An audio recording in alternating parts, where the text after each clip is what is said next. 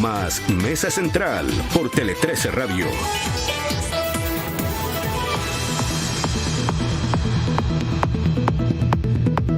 Siete de la mañana con 41 minutos. Enfrentamos una de las noticias de las últimas horas que va a seguir teniendo su derrotero en el trabajo legislativo, porque estamos hablando de lo que ha ocurrido con la tramitación del proyecto de ley corta, que fue ya despachado por el Senado y que se le incluyeron dos aspectos que han provocado una enorme polémica, y veremos cómo se resuelve en el trabajo legislativo siguiente, que son el concepto de la mutualización y la posibilidad de que los planes base de salud también sean reajustados, buscando de esa manera equilibrar lo que significa la viabilidad del sistema a raíz de el fallo de la Corte Suprema, que debe ser cumplido.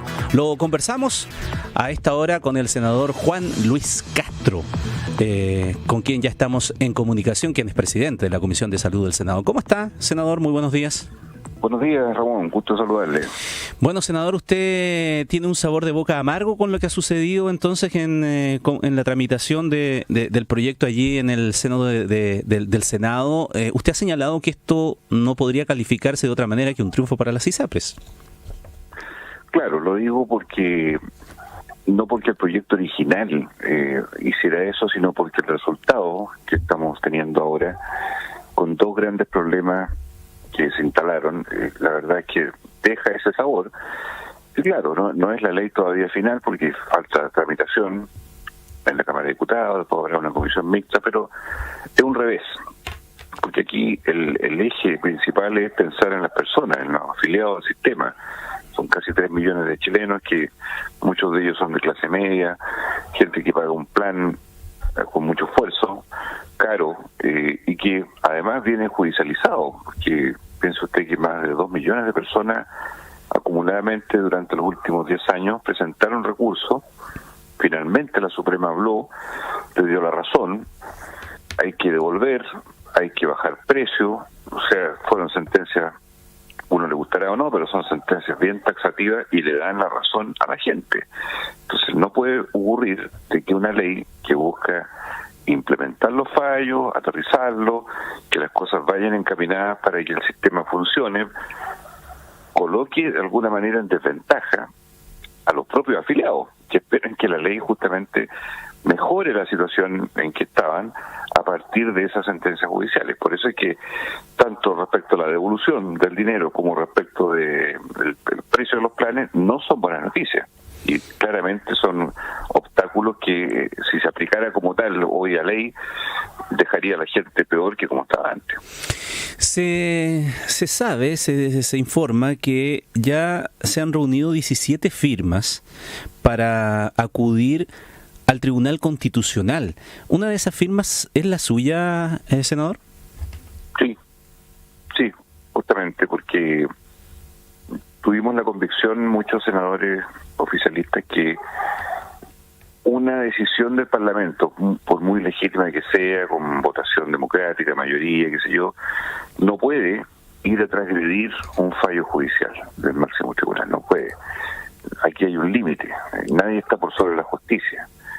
Y tampoco se puede introducir una norma que sabemos que es de patrocinio exclusivo del Ejecutivo, del Gobierno, por la vía parlamentaria, que es lo que se forzó de alguna manera con la votación de colocar la mutualización dentro del esquema de la ley. Entonces, esa es la razón. No soy abogado, pero son razones gruesas que nos impiden a que esto vaya al Tribunal Constitucional, y esperamos probablemente de que el viernes, porque los abogados están trabajando en eso, concurrir y apelar ahí a que se restablezca el equilibrio y el derecho para que no haya excesos desde el Congreso en materias tan sensibles que colocan en el centro a las personas, pero que nadie está exento de que la justicia es lo primero que se debe acatar. Una ley no puede cambiar un fallo judicial, ni un fallo judicial puede sentar doctrina de ley. Sí. Ninguna de las dos cosas es posible en nuestro país, por la Constitución.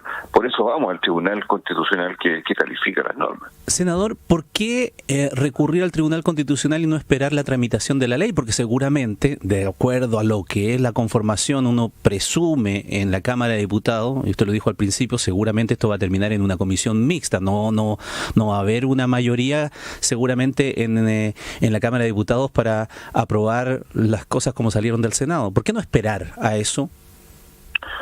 Porque esta es una carrera contra el tiempo por las personas. Piensa usted que este año van a haber 2 reajustes de precio, uno que es el IPC de la salud, que se llama ICSA, ahora en marzo, y el segundo va a ser el de precio fase en agosto.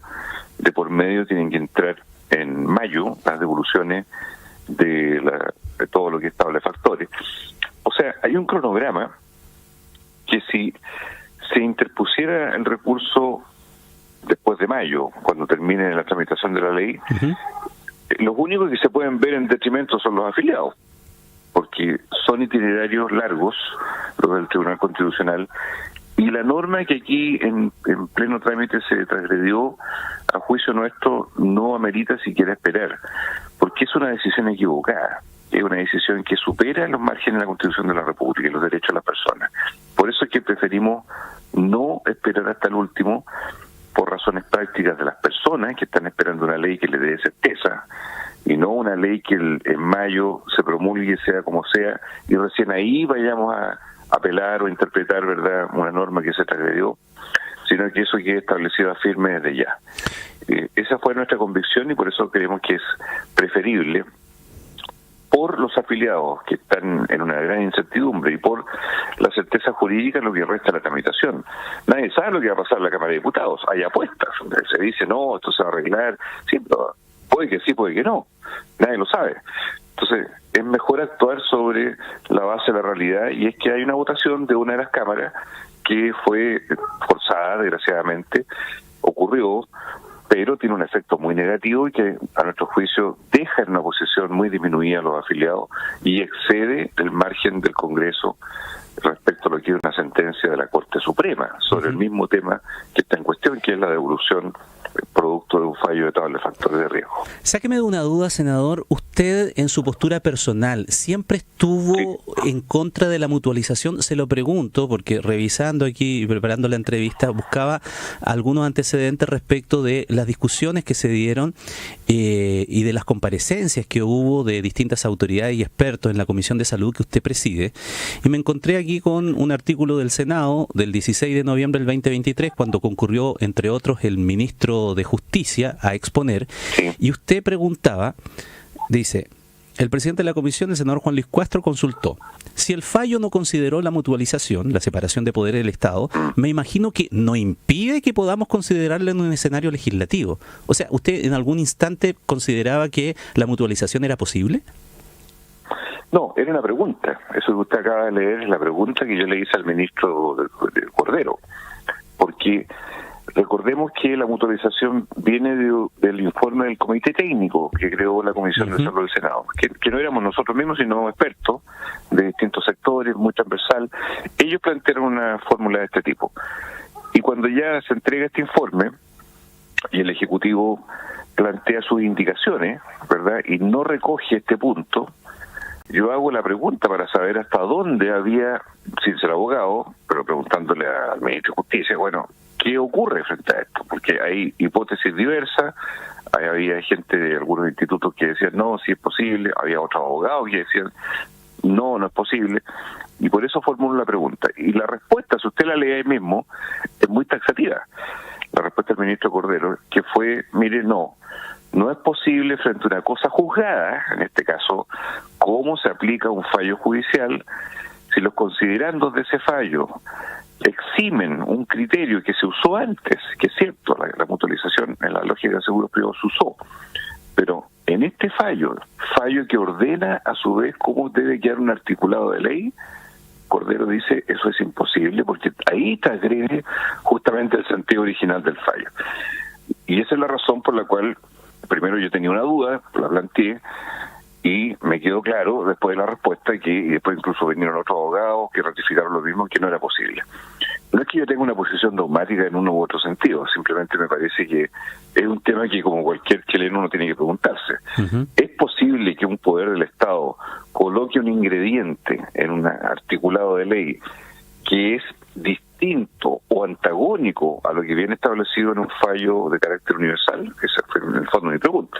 La respuesta fue no, y yo sigo convencido de que, siendo muy legítimo que algunos la planteen, no era admisible introducir este criterio porque transgrede el sentido de la sentencia. Senador, y disculpe si en la tramitación, porque ha sido tan largo esto que argumentos van y vuelven, comisiones, informes, etcétera, que de pronto la opinión pública también se puede perder un poco en todo el desarrollo que ha tenido esta historia. En algún instante se planteó un escenario potencial donde ustedes como legisladores pudiesen consultar directamente al máximo tribunal la viabilidad de esta fórmula de la mutualización. O sea, hubo varias consultas, pero no de nosotros, sino más bien de la Superintendencia de Salud respecto a las prórrogas. Acuérdense los plazos, que 2 veces se corrieron los plazos, y respecto de los distintos énfasis que tenían. Hubo una consulta también, no recuerdo el detalle, que lo hizo la mesa del Senado, no la Comisión de Salud. No recuerdo el punto exacto que era, pero no era sobre este punto en todo caso, pero la verdad es que acuérdese usted que la Suprema tuvo su propio problema también, pues, cuando fue la interpretación inicial del fallo. Así es, a través de la vocera. La ministra Vivanco tuvo ahí un protagonismo y la cosa no terminó bien respecto a si esto era aplicable solo a los que fueron a la justicia o era para toda la gente que tenía los planes adulterados. Bueno, o sea, esto tuvo muchos bemoles en su minuto, respecto incluso al interior de la Suprema. Pero este punto en particular, ¿sabe cuál es el antes y el después? Cuando en la sentencia, porque ¿qué es lo que dice la sentencia? En términos muy simples lo voy a decir. La sentencia dice, mire, había 900 tablas factores, nosotros, Corte Suprema, decimos que solo puede haber una sola, que es la de diciembre del 2019, dictada por la Superintendencia de Salud, que era efectivo, era una de las 900. Nosotros, la Corte dice, es esta la que debe aplicarse. Y debe retrotraerse a abril 2020. Uh-huh. Y toda la gente que, producto de aplicar esta tabla, le quede el precio por debajo, a esa gente se le debe bajar el precio cuando la sentencia empiece a funcionar, y además se le tiene que devolver el acumulativo desde el 2020 hasta la fecha actual. Los que estaban igual se mantienen igual, y aquí viene el punto. Y los que, producto de aplicar esta tabla, les subiese el precio, porque efectivamente hay gente que le subía el precio con esta única tabla que la Suprema decía, no se les subirá el precio. Ahí está el fin de la mutualización, en esa decisión de la Suprema, porque el criterio normal de la mutualización es que las personas que tienen un precio más alto solidarizan, entre comillas, en sus costos con los que tienen precios más bajos. Y así, respecto a la siniestralidad, respecto a la edad y todo lo demás. Esa es la intrasistema de la solidaridad que existe en la mutualización. La Suprema dijo no, porque había gente que le subía el precio.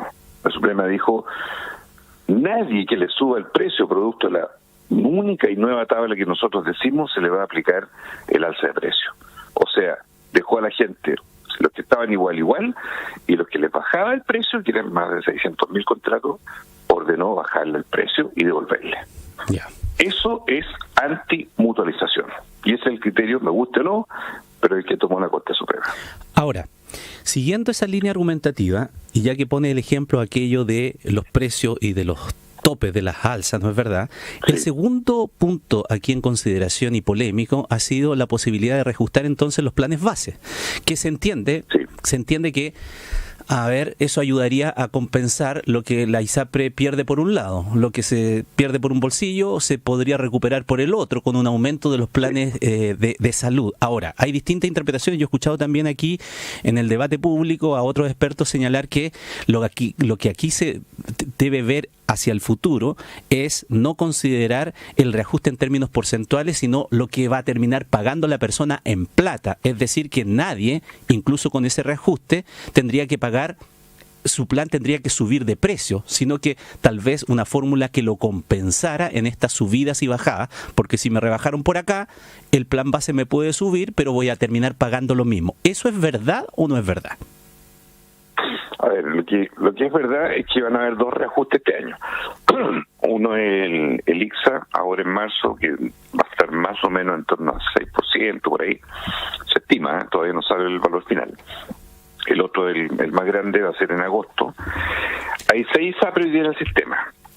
De las 6, hay 3 que son las que tienen las diferencias de equilibrio financiero más grandes, producto del fallo GES, y que son Consalud, Nueva Más Vida y Cruz Blanca, que según la estimación de la Superintendencia de Salud de principios de este mes de enero, son las que tendrían que ajustar precios al rango superior al 30 y hasta el 41% para restablecer su equilibrio financiero, que es lo que en el fondo la válvula de ajuste de todo el sistema está situada en el precio base.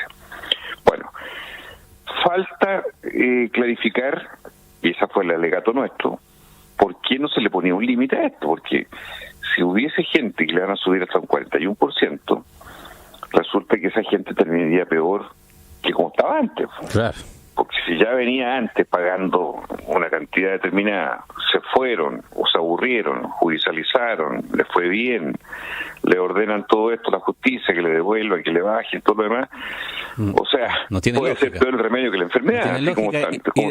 No tiene lógica ir a la justicia para que me cobren menos y termino pagando más. Repetir un circuito. Claro. Entonces, nosotros no estamos en contra de que exista un reajuste. ¿Sí? Todos los años había reajustes. Lo que estamos en contra es el abuso, Ramón. Porque el abuso ha sido la tónica durante demasiado tiempo. Y la discriminación de edad, sexo, enfermedad, en fin. Esas son las cosas que duelen. Y por lo tanto, el límite al precio es algo obvio que tiene que ser exigible. No lo tenía la ministra de Salud, porque, claro, hizo una promesa que en el siguiente trámite ahí van a ver y van a colocar. Ya, pero ¿por qué no lo pusieron ahora? Y nosotros le propusimos una fórmula. Le dijimos, mire, ponga un criterio, ni siquiera un número, ponga un criterio. El criterio que sea que nadie tenga alzas de precio que las deje por sobre lo que ya pagaban a agosto del año pasado, 2023. ¿Y por qué agosto? Porque ese es el momento en que se emite el último fallo de la Suprema. Que nadie quede pagando más de lo que pagaba hasta esa época. Súper simple. Sí. Pero eso no está. No quisieron. Eso no está. Quisieron. Ya. No quiso el gobierno. No, dijo que no, que había que ver el detalle, qué sé yo. Bueno, por lo tanto, así como está... Yo le planteé esto por un sentido común, porque la gente saca la cuenta, pues si la gente dice, oiga, obvio, ¿cómo voy a quedar? ¿Quedó mejor, quedó peor, quedó igual? ¿Ayudó, sirvió para algo esto, tener una ley? ¿La justicia al final me sirvió, no me sirvió? Si es así la cosa, estamos en Chile y hay un sentido práctico. O sea, poner un techo, ¿cómo no va a ser lógico si usted está regulando una industria? Ponerle límite. Si hoy día hay margen en la agricultura, hay bandas de precios, ¿no es cierto? Hay límites de reajustabilidad en las cosas. O sea, lo mínimo para una cosa tan complicada como esta y donde ha habido tanto abuso era poner límites a los reajustes. Pues. Raya para la suma, senador, entonces, para terminar. Así como está el proyecto y fue aprobado y pasa a la Cámara de Diputados, desde su interpretación, una persona podría terminar pagando más en su plan de salud después de haber recurrido a la justicia, si es que no se hace una corrección. Sí, exactamente, podría ocurrir ese fenómeno. No digo que en todos los casos, no hago una generalización, pero sí digo, porque hay por lo menos 3 de las 6 APRES que van a tener que afectarse mayormente en su bolsillo ellos, ¿verdad? Y van a buscar reajustes mayores que pueden aplicar reajustes que sean un verdadero retroceso a lo que ya pagaban las personas, y las personas se van a sentir muy defraudadas y van a migrar y no se van a ir en silencio. La gente va a judicializar de nuevo. Entonces la pregunta, ¿queda la ley mejorando el sistema como estaba antes o dejándolo igual o en algunos casos peor? Esa es la gran duda que asiste hoy, así como están las cosas hoy. Falta trámite, pero eso no impide que las cosas que superan la Constitución las cuestionemos y por eso vamos a ir al tribunal. Agradecemos los minutos de conversación con el senador Juan Luis Castro, presidente de la Comisión